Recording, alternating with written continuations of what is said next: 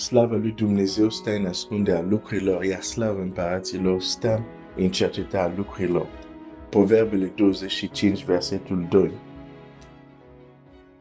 Aseară mă gândeam, când mă gândeam la ce voi împărtăși azi dimineață, un singur lucru mi-a venit în minte, un singur lucru când meditam mi-a venit în inimă și mi s-a părut un pic ciudat.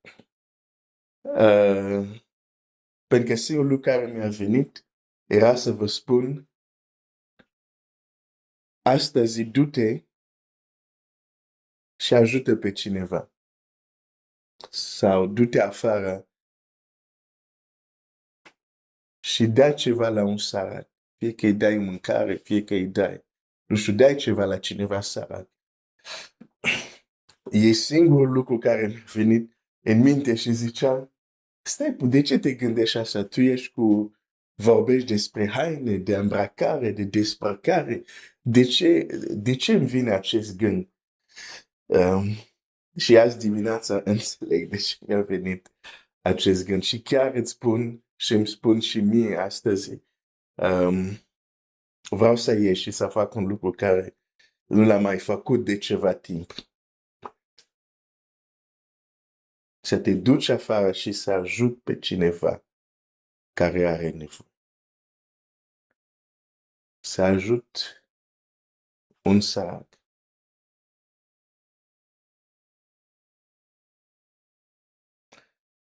Modul cum acțiunile noastre sunt cântărite, sunt privite de către cer, e destul de diferit de modul cum privim noi. Doar dacă am fost transformat prin înnoirea minții.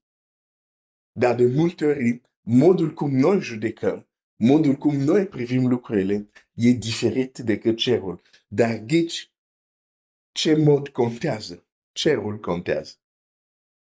Cum cerul cântărește contează. Cum cerul vede lucrurile contează.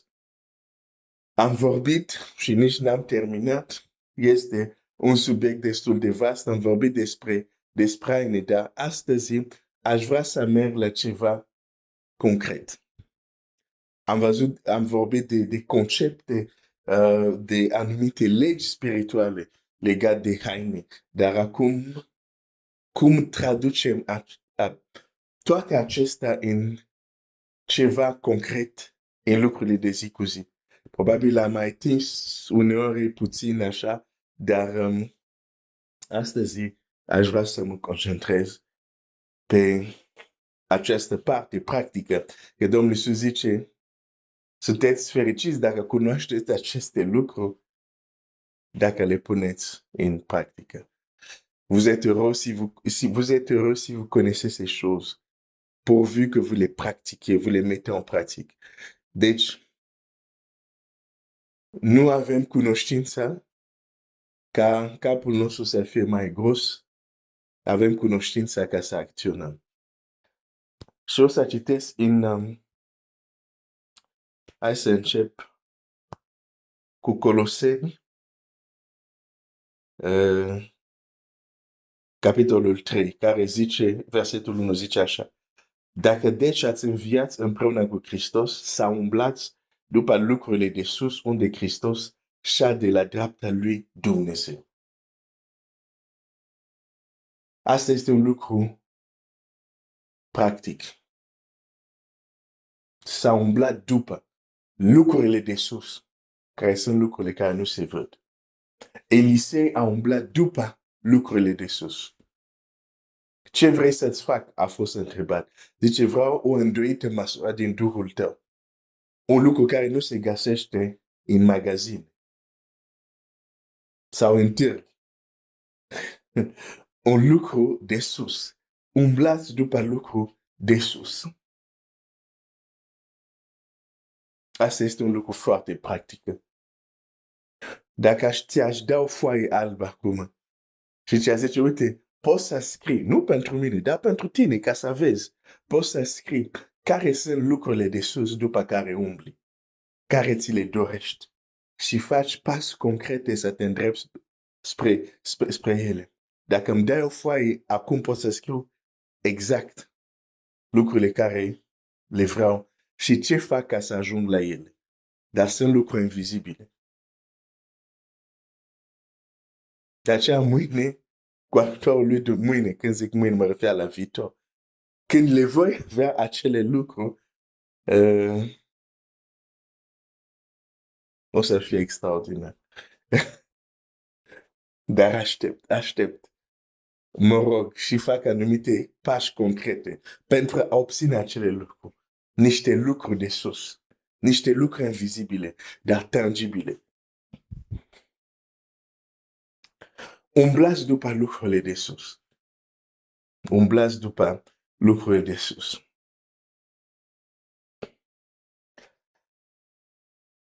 Apoi, tot în același capitol, versetul 8. Dar acum, da? Înainte, versetele care vin dinainte vorbește de faptul că s-a omorât orice madulare care sunt pe pământ. Păcatul. Și zice, dar acum, lăsați-vă de toate aceste lucruri. Citesc din nou, dar acum, lăsați-vă de toate aceste lucruri.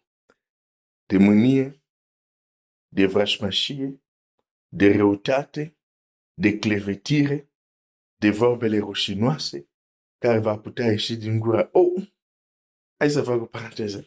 Oare se găsesc așa ceva la creștini? Da? Astfel nu a fi scris, lăsați-vă de. Deci se găsește și astfel de lucruri la creștini, din păcate. Da? Dar acum lăsați-vă de toate aceste lucruri. La versetul 9. Nu vă mintiți unii pe alții, întrucât v-ați dezbrăcat de omul cel vechi cu faptele lui.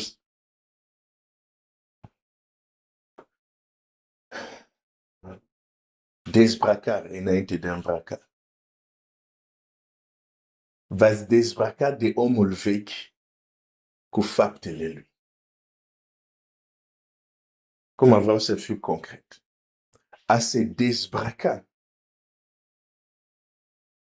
nu e nimic, cum să zic, abstract, așa, undeva în atmosferă. Nu. E ceva foarte concret. Există o listă de lucruri foarte concrete de care trebuie să ne lăsăm. Așa ne dezbrăcăm. Aici am citit o listă, mai sus la versetul 5 e o altă listă. De aceea omorâți madularele voastre care sunt pe pământ, curvia, necurația, patima, poftara și lacomia, care este o închinare la idol. Există lucruri foarte concrete de care trebuie să ne dezbrăcăm. Există fapte la care trebuie să renunțăm.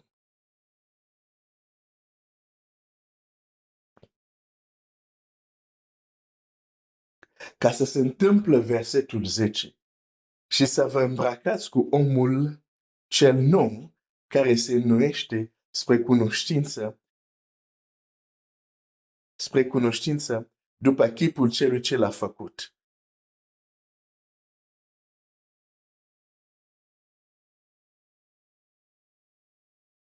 Dezbrăcare înainte de chiar un frate mi-a scris, nu știu, ieri, alaltieri, și mi-a zis, uite, în Corinteni 3, așa este, se vorbește de dezbrăcare înainte de îmbrăcare, așa e. Și scrie la un om, scrie la cine? La creștin. Deci aici nu vorbesc de faptul că ești creștin sau nu. Fiind creștin, Mai avem lucruri de care trebuie să ne dezbrăcăm.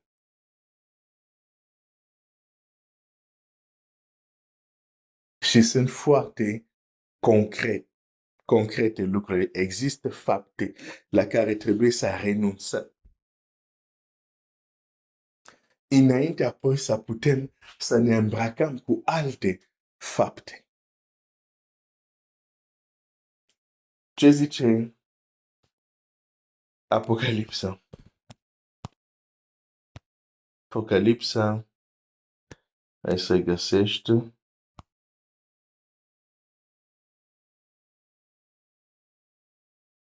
Apocalipsa 19 cu 8.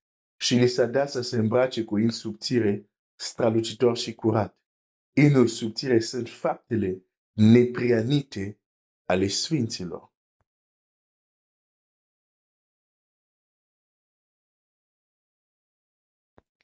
Când Domnul Iisus a fost îmbrăcat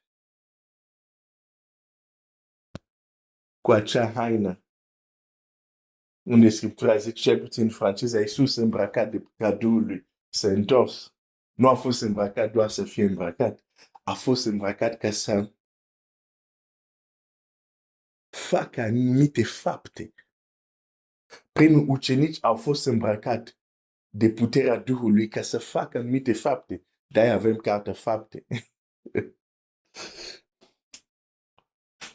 Și voi în ceva timp veți fi îmbrăcat cu puterea de sus. Când după ce a fost îmbrăcat, au început faptele apostolilor. Și sunt comentatori și într-un fel au dreptate, spun, trebuie să se numească cartea asta lucrarea sau faptele sau lucrarea Duhului Sfânt, pentru că în cartea faptelor îl vedem cum lucrează, îl vedem cum acționează. Pentru că se numește fapte. Le apostolilor. De ce? Pentru că dacă ei nu erau disponibili, dacă ei nu se lăsau călăuzit, dacă ei nu depuneau anumite acțiuni de credință, nu se întâmpla. Dacă Petru nu acționa să prinde pe acel olog, să-l prinde și să-l ridice, el a depus faptul respectiv, acțiunea respectivă. Ar fi rămas acolo. Nu a zis doar, nu avem aur și argint, dar ce avem îți dăm. În numele lui Iisus Hristos ridică de nu. A depus o acțiune, l-a luat și l-a ridicat. Când era încă olog. Faptele apostolilor. Suntem îmbrăcați pentru fapte. Acțiuni. Care Dumnezeu l-a pregătit dinainte să umblăm în ele.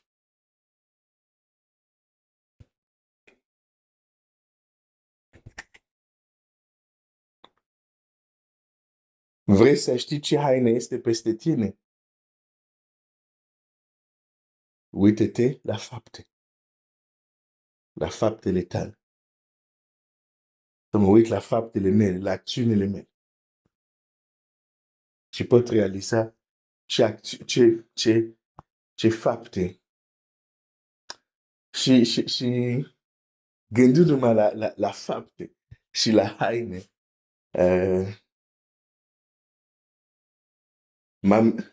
n-am putut să nu mă gândesc la un personaj din Scriptură unde acest concept spiritual se găsește, pentru că despre acea persoană atât se vorbește despre faptele ei și se vorbește despre haine. Da? În Faptele Apostolilor, Faptele Apostolilor, la versetul Faptele Apostolilor 9 cu 36. Faptele Apostolilor 9 cu 36. Da? Biblia zice așa. În Iope era o ucenică numită Tabita. Mă opresc un pic aici, vreau să fac o paranteză. Să deschid o paranteză. Și în franceză scrie la fel. O ucenică. Și în română scrie o ucenică. Deci nu există doar ucenici în sensul de bărbat. Da? Există și ucenic, ucenice, ca să zic așa. Da? Deci o femeie poate să fie ucenica lui Hristos. Deci a fi ucenic nu este doar o chestie de bărbat. Da? Am închis paranteză.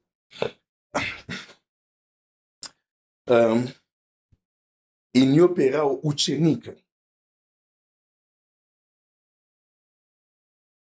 numită Tabita. Nume care în Talmacire se zice Dorca. Ea facea o mulțime de fapte bune și milosteni. Mai facem milosteni. Mai fac milosteni, mai faci milosteni. Fapte bune facea. Dar e interesant, zice, Biblia zice, facea multe fapte bune și milostenie. Deși milostenie este o faptă bună, dar e o categorie aparte. În fapte bune acolo poți să spui era primitoare de oaspet, se purta frumos cu oamenii și multe lucruri. Da? Ajuta la biserică când era nevoie și așa. Dar acolo zice și milostenie. Acum înțeleg, deși ieri gândul care l-am avut era spune, du-te și ajută un sărac, da ceva la un sărac. Haine, mâncare, nu știu, dar da ceva, ajută ceva. Milostenie e o categorie aparte de fapte bune. De fapt, dacă dau capitolul următor, Biblia zice așa, în Cezarea era un om cu numele Corneliu, sutaș din ceața de ostaș numită italiană. Omul acesta era cucernic și temător de Dumnezeu împreună cu toate casa lui. El facea multe milosteni norodului și se ruga totdeauna la Dumnezeu. O altă faptă bună, rugăciune. Dar zice, multe și interesant, atât cât era vorba de Dorca, atât când se vorbește de Corneliu. Biblia zice, despre Dorca zice așa, ea face o mulțime de fapte bune și de milosteni. La milosteni intra și cuvântul mulțime. El zice mulțime de fapte bune și milosteni, adică mulțime de milosteni. Corneliu, la fel. Și e interesant. Fie că cineva este un ucenic creștin, cum este Tabita, fie că cineva nu este creștin, e interesant, acest gen de acțiune, milostenie, mișcă ceva.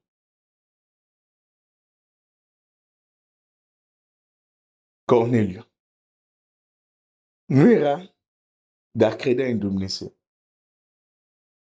Dar nu era încă mântuit.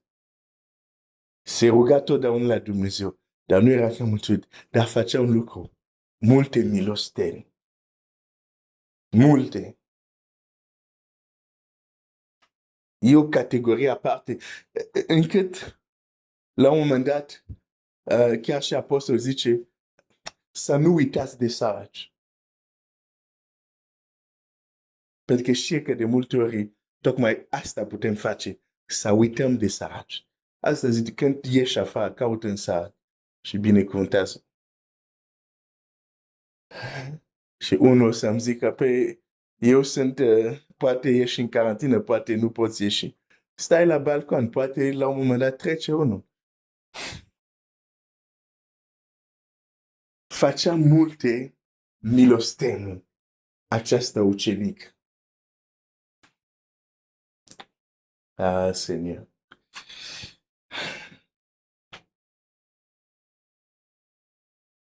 13 chapter.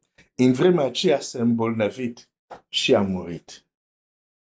În vremea aceea se îmbolnăvit și a murit. Nu este un lucru nou să se îmbolnăvească un creștin și să moară. S-a întâmplat în Vechiul Testament, bine, atunci nu vorbim de creștini, vorbim de cei care se temeau de Dumnezeu, de cei credincioși. Se întâmplă și astăzi. Deci același carte care îți vorbește de vindecare, îți spune, da, se întâmplă și uneori cei credincioși să moară. Și oricum mor la un moment dat, dar uneori chiar să se îmbolnăvească și să moară, da? Se spune despre Elisei că s-a îmbolnăvit de boală care a murit. Deși era un om puternic, da? Și oasele lui au înviat un mort.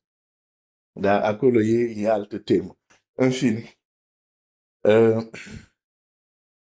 Deci, revin aici.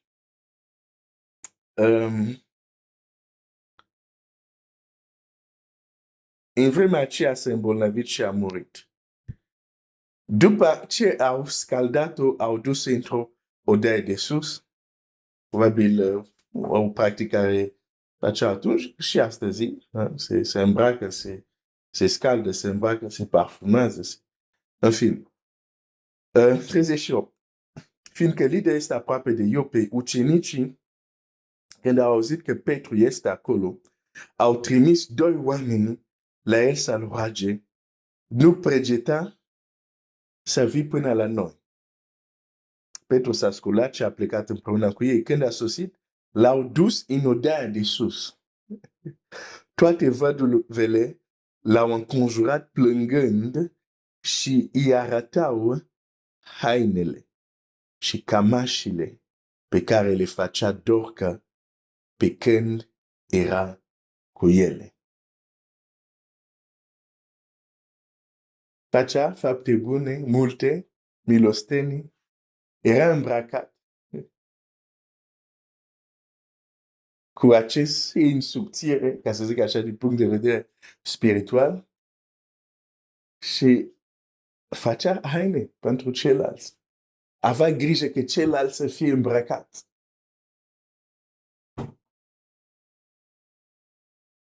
Și tu chiar dacă nu ești croitor, dacă ești sau croitorească, da, faine, alt să fie îmbrăcat.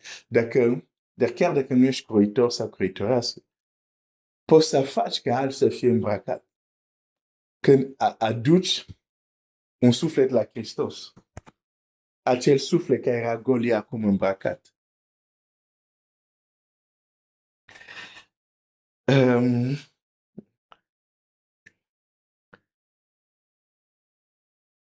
Petru a scos pe toată lumea afară, exact cum a făcut stăpânul lui. Când a ajuns în casa lui Iair, a scos lumea afară. Vezi ce face un ucenic? Urmărește ce a făcut stăpânul lui.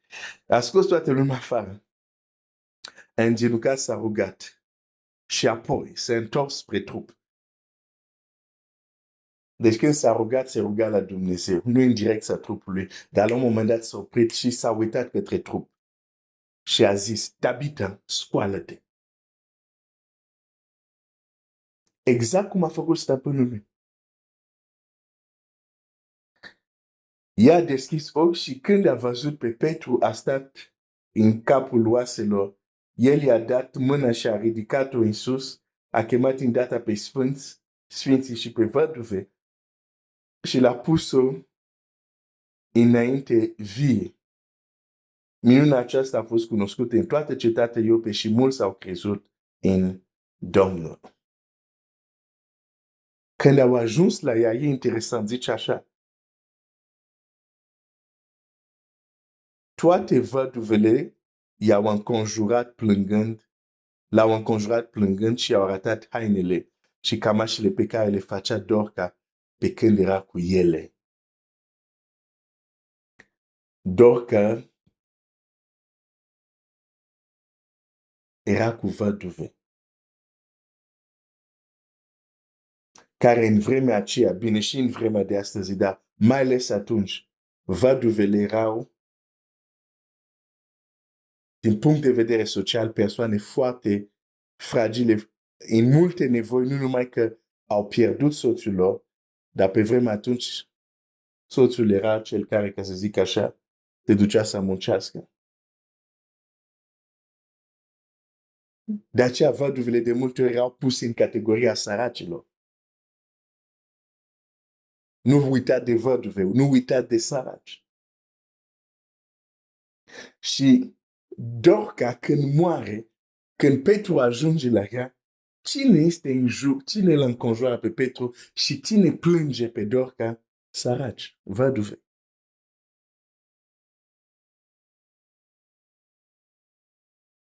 Pentru că facea multe milosteni. Și citind asta am un gând. Bine, e un pic un gând ciudat, dar zic, asta înseamnă că dacă la mormântarea cuiva nu sunt niște săraci care le pare rău că persoana respectivă a murit, înseamnă că nu e bine. Nu trebuie să te plângă doar familia ta sau doar familia mea. Bine, noi sperăm că rapirea vine curând, dar dacă nu vine, ne așteaptă. Am un prieten care numește asta costumul bațos, adică se ia de lemn. Cutia. Bine, trupul merge acolo. În fine, dar nu ar trebui să plângă doar familia noastră. Ar trebui să existe niște văduve, niște oameni săraci care am ajutat, care zic, cine ne mai face haine, cine ne mai ajută? Că persoana care ne-a ajutat a plecat. Asta spune multe despre Dorca.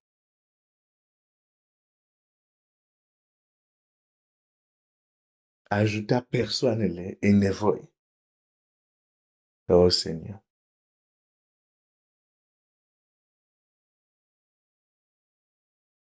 Și deși era moartă, faptele ei au vorbit pentru ea. Când Petru a ajuns, văduvele plângeau, dar nu doar plângeau, aveau în mâinile lor hainele făcute de Dorca. Nu mai aveai nevoie de comentarii. Știai cine era Dorca și ce a făcut.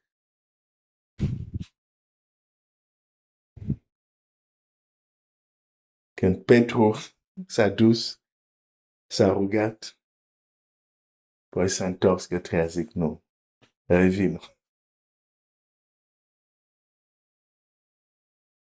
Uneori mă gândesc că durerea aceste văduve care plângea era prea mare, că inima lui Dumnezeu a fost atinsă, pentru că Biblia zice când cel sărac strigă, Dumnezeu aude. Și Petru s-a dus, a poruncit, i-a revenit la viață.